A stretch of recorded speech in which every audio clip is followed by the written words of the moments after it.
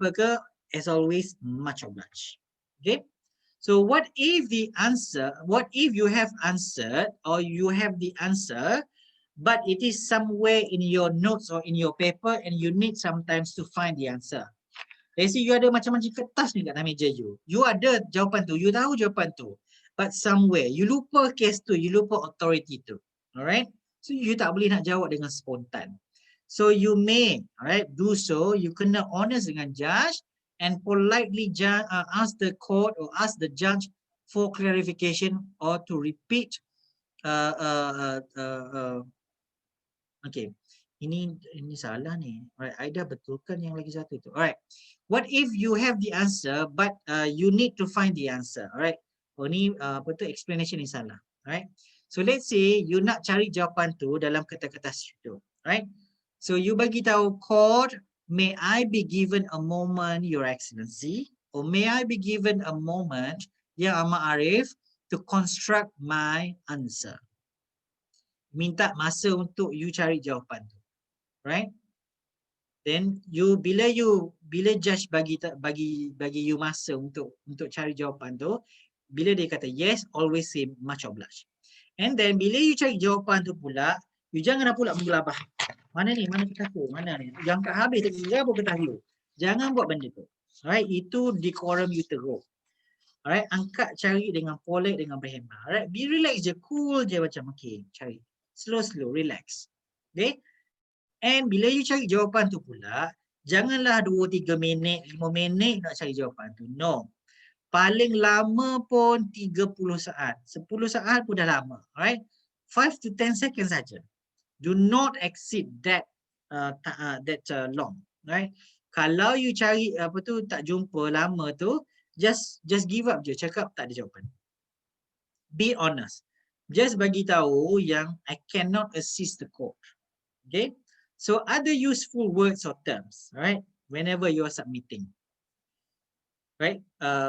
Macam as I explained to you earlier, if anything granted by the bench or by the court, whether to begin your submission or to extend the time, then always say thank you in the court's language, much obliged. So anything pinpointed by the court or the court is trying to highlight or to help you to pinpoint on certain laws or certain facts, say thank you for pointing that out. Right? Terima kasih kerana tunjuk ajar. Terima kasih kerana tunjukkan saya itu. Right? So much obliged. Thank you for pointing that out. Right? Say thank you. Now, what if judge tu bantai you, yang judge tu ada dua scenario yang facts tu mula macam ni and then later on jadi macam lain pula. To the contrary to your position. So judge tu tak nak dengar submission you. Alright? So you nak stick dengan facts yang you nak argue tu. Right? So then you may mention that however Your Excellency or however Ya Ahmad Arif, we concede to the facts then. Right? You nak stick dengan you punya facts. Right? Yang dah clear bagi tahu macam tu. Right? To say yes or agree with the court, indeed, certainly, and yes, right? Normally we use indeed or certainly, right? To say no or disagree with the court, right? So kalau you tak agree, you jangan straight away say no, right? Remember, you kena be polite, right? So you beritahu, we understand your concern, Your Excellency. So kami hargai, right, concern yang Ahmad Arif tu. Tapi kami menghujahkan bahawa, dan you beritahu yang to the contrary. Jangan straight away say no, right? So thank you for pointing that out, or we understand your concern. However, we submit that you tak nak bersetuju dengan dia, right? To ask for an extension of time. If masa you dah habis, 20 minit yang submission tu dah habis, right? Nanti akan ada masa, right? Penjaga masa tu akan bagi tahu you masa dah habis. Dia akan angkat cut ke apa ke nanti masa you dah habis. So you ada you nak minta masa tambahan untuk you habiskan submission you tu, you bagi tahu court, I can see my time is up. May I be given an extension of time, Yang Marif? Or may I be given an extension of time, Your Excellency? Minta extension of time. Oh, so bila ditanya tu dengan nada bertanya dan nada meminta, right? So again, for oral submissions, you kena rehearse, right? So invite lah you punya lecturer ke, you punya kawan ke, you punya senior ke, to listen to your rehearsals and ask you as many questions as possible.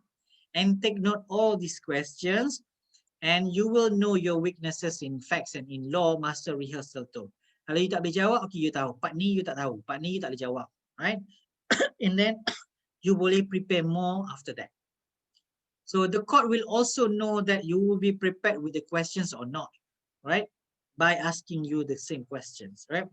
Sometimes court tanya you basic questions. Kalau you basic questions pun you tak boleh nak jawab, what more kalau yang lagi detail-detail tu, right? So all predictable questions, you kena prepare with the answers, right? Be relaxed, be calm whenever you're answering the questions. Right? So tips for oral submissions, all right, have a separate paper, right, for possible questions and answer. Masa rehearsal you tu kan, kawan-kawan you ke, lecturer you ke, alright, senior you ke, dah tanya you soalan macam-macam. So you, whenever you jot down those questions tu, then ada soalan, senarai soalan dan jawapan, right? Have that separate paper, and then cases to be cited. Ini pun you boleh pakai masa you ready for your exams. Alright, let's say you belajar contract law or torts, for example, or constitutional law, for example. Ada 30 case, right? Daripada topik awal sampai topik last, let's say. So, apa tu? This is a tips, right? You ambil kertas kosong, you lipat tengah, and then you gariskan pakai marker kat tengah tu. And then you buat kolom. Satu kertas tu, let's say ada 8 kolom. 4 kiri, 4 kanan. So you tulis topik dekat atas sekali tu, dekat tengah-tengah tu, apa topik dia? Contoh, elemen ke, alright, freedom of speech ke, alright, depending on the case yang dia decide tu, right, which area of law yang dia decide tu. And then letaklah nama case tu, the year, and then the citation. And then facts of the case, apa yang berlaku, and court held apa. So always use different highlighters. Now zaman ini apa yang I buat and apa yang I ajar dekat all the mooters. You kena ada different colors highlighter. Normally I akan highlight kalau nama case tu, name of the case, Ali against Abu, for example. Then I akan pakai highlighter warna orange, right? Name of the provisions of the law, section apa ke, artikel berapa ke, warna orange juga, right? Topik tu, tajuk tu, let's say speech ke, freedom of speech ke, trespass ke, apa ke, I akan pakai highlighter warna hijau. And then additional points yang lain, explanation ke apa, I akan pakai highlighter warna kuning. Now, bila you nak oral submission nanti, or bila you nak jawab soalan exam, bila you nak fikir apa nama case tu, otak you hanya akan cari, baca dalam kepala you tu, warna orange, warna orange, warna orange. Because you are just looking for the name of the case. Kalau you pakai highlighter warna yang sama, nama case tu you highlight warna kuning. Alright, topik tu pun you highlight warna kuning. Points pun you highlight warna kuning. Decision pun you highlight warna kuning. Habis confusion. Alright, you create confusion to your own, to yourself. But you takkan ingat benda tu. Alright, kalau you pakai different colors, let's say you just nak ingat nama case je. Kalau semua nama case you highlight warna orange, you just baca dalam fikiran you tu, apa dekat kertas tu, belah kiri tu, case nombor 3, warna orange, apa nama dia. Right, you akan terbayang kertas you tu. Right, and you kena tulis dengan tangan. Why? Because psychologically, only you can write, only you can read your own handwritings. Kalau you copy paste, you photo state nota orang lain, right, tulisan tangan orang lain, dia faham tulisan dia, short form ke apa ke dia faham. Sebab itu dia punya style, dia punya short form. So you tak faham benda tu. So nanti you yang confused, you yang tak boleh nak hadam benda tu, you tak boleh nak ingat. Right? So always bila you buat nota, you buat notes, cases ke apa ke, use your own handwriting and pakai short form yang you sendiri boleh baca. Right? Kalau plaintiff you pakai PF ke, appellant you pakai AP ke, section you pakai S besar ke, article you pakai ART ke, alright, whatever yang you rasa you boleh ingat benda tu, and you boleh baca your mind whenever you are trying to find the answer, and then use that, right? But the colors, will be the most helpful way, right, to read your own mind, right? Lastly, right, people say that practice makes perfect, but I never believe in any perfection, because there's nothing is perfect in this world. But if you keep practicing, then you will improve yourself, right? So some say that mooting is a slow death. Why slow death? Because you nak kena prepare memorial. Dah penat, right? Tak tidur tak cukup. And then nak prepare oral submissions lagi. Right? Lepas tu nak baca case law itu ni lagi. Lepas tu masa oral submission lagi kena bantai lagi dengan judge, right? It's a slow death, right? So sometimes people say that it is not even a slow death, right? But it is a sweet death, right? But still there is a death at the end of the tunnel, right? But for me, it is not even a death, but it is instead a birth of a new journey. A great journey lies ahead. Why? Because apa yang you rasa hari ini akan melahirkan seorang you yang baru, right? Apa yang you go through or went through during the process tu akan melahirkan diri you yang baru. Bukan hanya kelahiran baru yang macam Chinese duk percaya itu, or Indian yang duk percaya itu, no. But you will transform yourself in a better way. You will improve yourself in a better way, right? Beyond your imagination, right? In terms of research skill, in terms of your oratory skills, in terms of your explanatory skills, and so on, right? So it is a birth of your new journey, right, for your own future, right? So with that, that's going to be my end of my presentation. And I thank you, and I wish you all the best and good luck for your future undertakings and endeavors, right?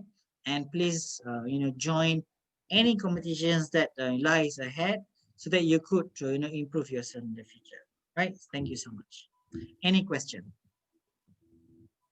Dr. Farid, Yes. um, I have several posters of mooting competition, upcoming mooting competition. Can I share to all the audience? So maybe if there are some interested to join mooting competition, can give me their Yes, name. yes, yes, please. Yes, please. Wait.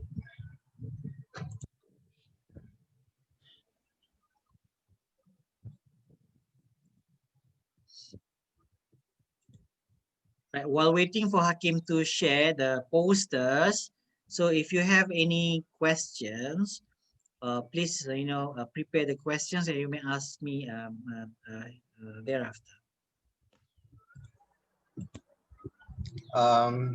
Everyone. So there are several mooting competition, upcoming mooting competition that we are invited. USIM are invited to be part of. So the first one is Stellar Intervarsity Mooting Competition.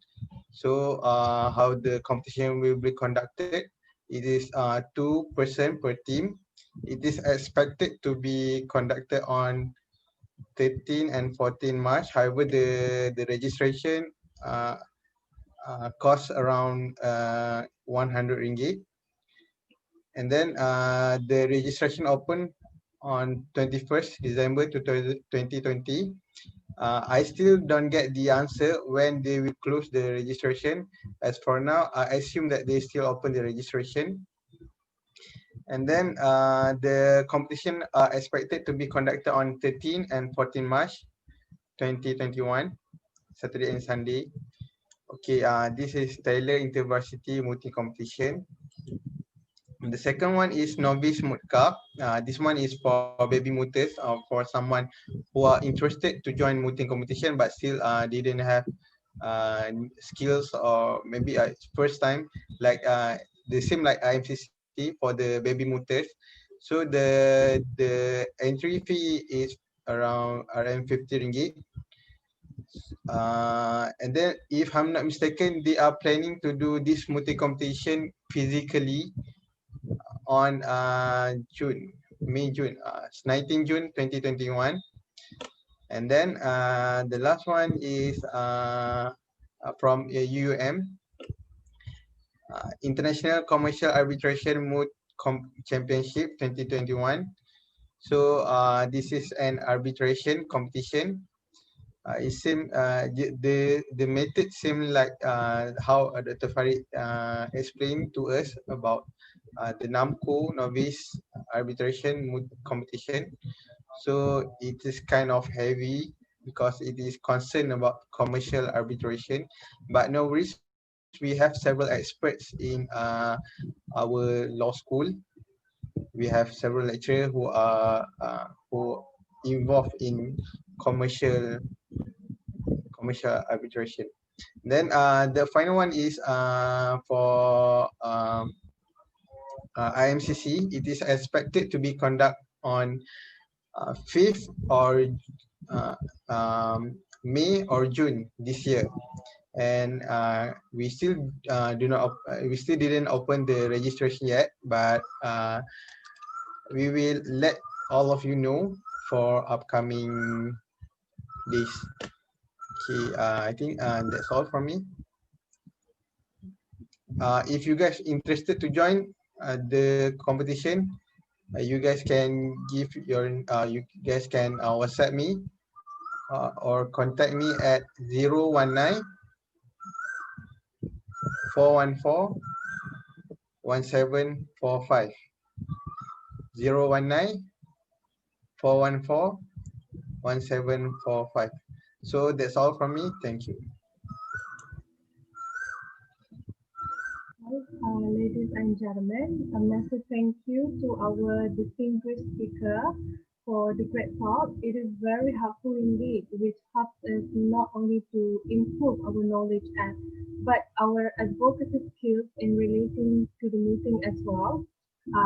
So I hope may everyone will be more interested to join meeting competition.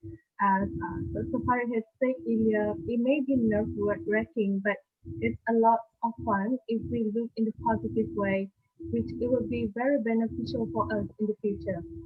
Lastly, I suppose this is all about the meeting. Once again, on behalf of the organizing committee of the Mooting Club, we would like to extend our warm gratitude to Dr. Farid bin Mohd Hassan and all our participants who have attended to All today's right. program. Before we end the Before session, that, I think that if there's a question, then the participants may ask. So if there's no more questions, then we'll just end the session.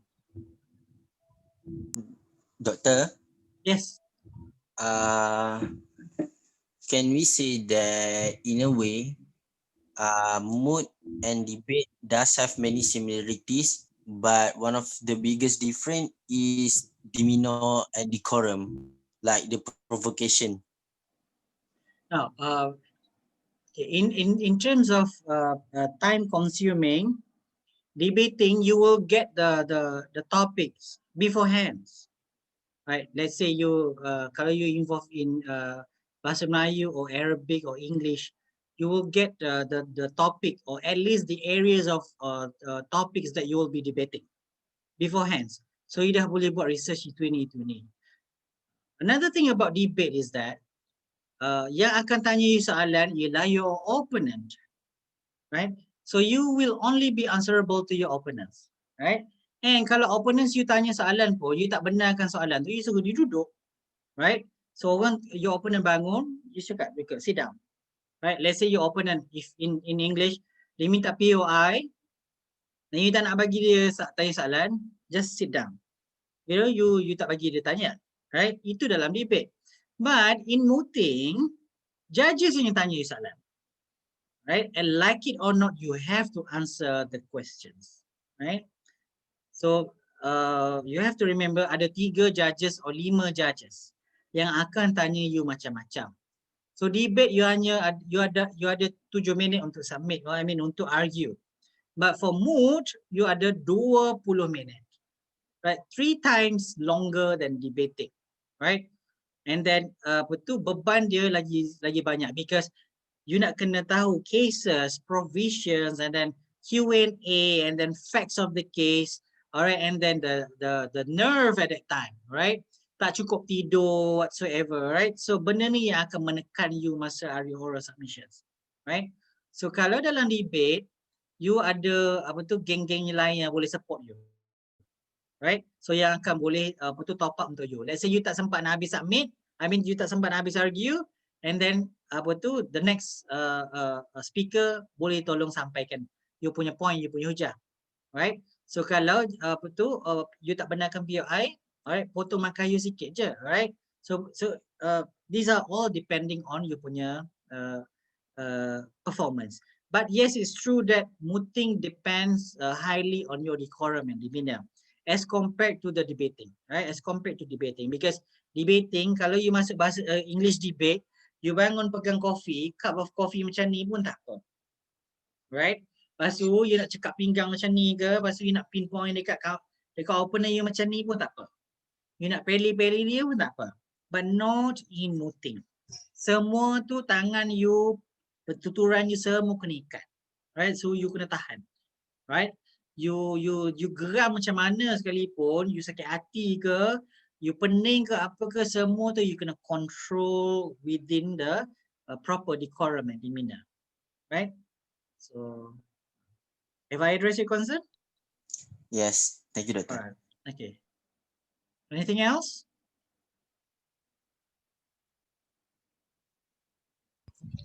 Doctor, Yes. usually when we answer when the judge give us their permission, we need to answer with much obliged. But some judge do not like the way that we address, like it is not our nature. So is there anything else that we can say despite of much obliged or thank you? Now, saying much obliged is depending on the things that have been asked or have been said by the bench. Kalau you minta extension of time, judge bagi, then you kena cakap much obliged lah, like it or not. Tapi kalau judge tanya you soalan, lepas tu you berterima kasih, itu it doesn't sound proper. Dia tanya you soalan, and then you jawab. Right? So kalau you tanya you, counsel, what do you mean by this and this and this? Tak boleh nak cakap terima kasih. Because you kena terus jawab to address your concern and we submit that this and this and this. Right? So kalau you terima kasih, so it doesn't sound, it doesn't make sense, right? In that context, right?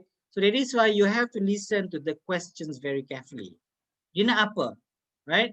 So kalau you tak berapa nak faham or you nak hadam soalan tu, pause lah 2-3 saat and then baru you respond. Jangan terus you respond. Sekejap lagi you salah jawab. Right? So you must listen to the questions very carefully. If you are unsure, tanya dia. Have I understood your question correctly that this and this and this? Or minta dia rephrase. Okay? Anything else?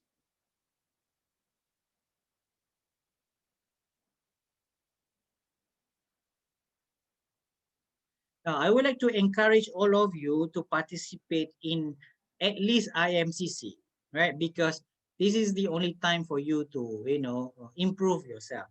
Because once you have finished your studies, then there will be no more rooms for you to improve yourselves. Nanti you akan menyesal bila you habis belajar nanti, right? You will not taste the fruit now, but at least lah the fruit yang you dah at least you confident ke, right? You dah boleh menulis dengan baik whatsoever. But the real fruit will be after you have graduated, right? Beyond your imagination. Like what I have felt before. I never imagine yang I dapat macam-macam tu. But because of participating in mooting competitions, right? Zaman I dulu ada 2 je championship, JSEP, IHL. Sekarang ni dah macam-macam lah. Dah macam-macam competitions. So, kalau zaman you pun dah banyak, maknanya sepatutnya lagi baguslah you. Bukannya lagi you nak mengelak diri. Right? So, kalau zaman I tu semua I masuk. Right? Kalau ada lagi zaman I dulu, semua I masuk. Right? So, sekarang ni zaman you ni ada macam-macam, so masuklah semua. Subjek yang you ambil sekarang ni pun dah banyak kurang as compared during my time. Zaman I dulu sampai 5th year pun ada 10-11 subjek. Right? So sekarang ni dah macam-macam dah potong kurang subjek. Right? Dulu I masuk MPP-nya, PMFSU-nya, LOSOP-nya. Right? So semua I masuk. Sampai orang cakap I gila kuasa. But who cares? Right? So in the future, siapa yang nak tolong I except for myself? Right? So masuk je lah. Pedulilah orang cakap apa. Right? Orang bukannya bagi you makan ke apa ke in the future. But you. Right? Anything else?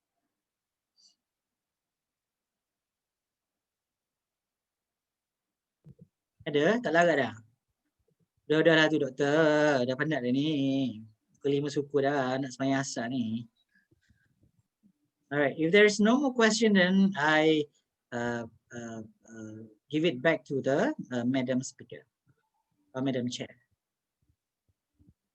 Okay, yeah, if there's no more question, I would like to end this meeting by extending our warm gratitude to Dr. Farid, Mohd Hassan, and all participants who are willing to join to today's program.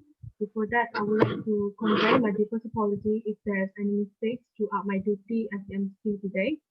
We hope you have gained as much knowledge as possible, and may we have attained today's objectives as well. Thank you for attending and Assalamualaikum. See you all later. Alright. Enjoy your weekend. Bye. Take care. Bye, Doctor. Bye. Thank you. Thank you, Doctor. Bye. Bye, Ha, Doktor. jumpa kat IG nanti tegur-tegur lah ya. Bye. Thank you, Doctor. Bye.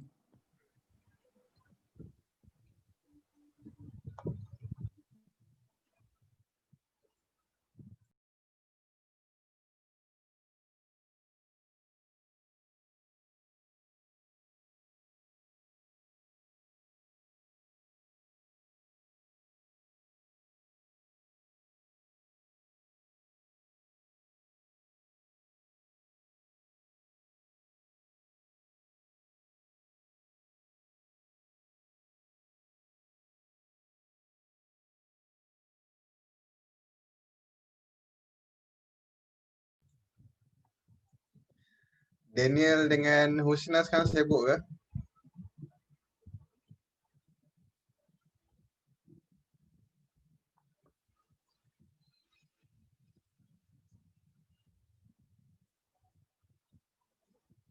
Nak postmortem tak?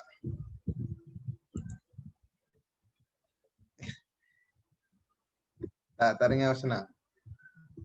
Sorry. Sekejap. Tak kisah. Ya? Tak busy pun. Tak jelas. Sekejap, aku ke yang tak. Yeah.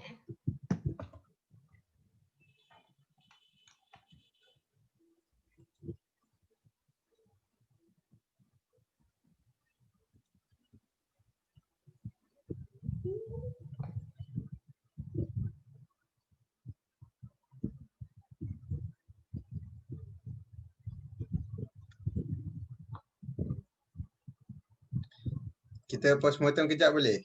Aina, Ila, Boleh. Daniel. Boleh.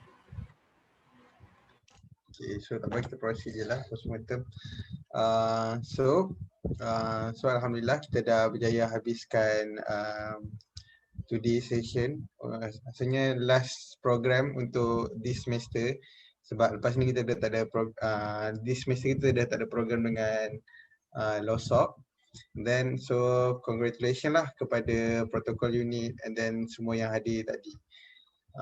Congrats Ila dengan Aina for your hard work, and thanks juga Husna dengan Daniel sebab sudi join kita punya last program ni.